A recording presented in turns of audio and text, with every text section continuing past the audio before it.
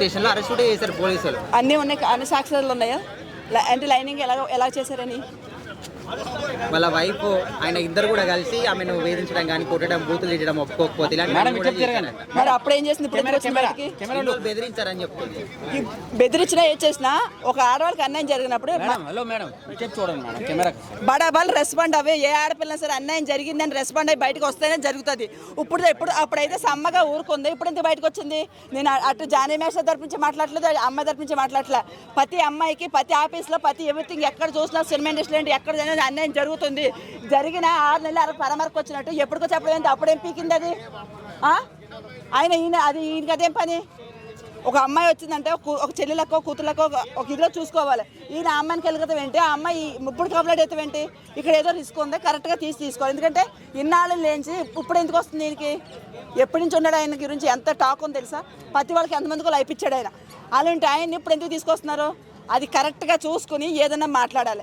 ఒక విషయం ఈ రోజులో ఏం జరుగుతుందంటే, ఎవరికైనా ఒక మహిళకు నష్టం జరిగిందంటే ఇప్పుడు మున్సిపల్ ఆఫీస్లో అవ్వచ్చు, ఎవ్రీథింగ్ ఏ ఆఫీస్లో అవ్వచ్చు, ఆడపిల్లకి అన్యాయం జరుగుతుంది, రెస్పాండ్ అవ్వట్లేదు. ఎందుకంటే ఈ జాబ్ పోతే నా ఫ్యామిలీ రోడ్డుని పడుతుందని ఆలోచిస్తున్నారు. అది కాదు, ఏ ఆడపిల్లకి అన్యాయం జరిగిందనా సరే బరాబర్ బయటకు వచ్చి మీడియా ముందు మాట్లాడారు. మీడియా ఉంది, మీడియా ప్రజలే, మీడియా ప్రజలు.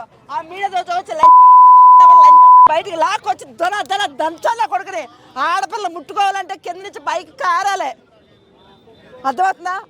అలా మాట్లాడండి. ఆడవాళ్ళందరికీ కూడా హక్కులు ఉన్నాయి, మగోడితో సమానంగా హక్కు అంటారు కదా, ఆ హక్కులతో మాట్లాడండి. మీరు మీకు కరెక్ట్గా మీ కాలేజీ బతికేటప్పుడు ఎవరికి తలంచాలి వాళ్ళ అమ్మనే.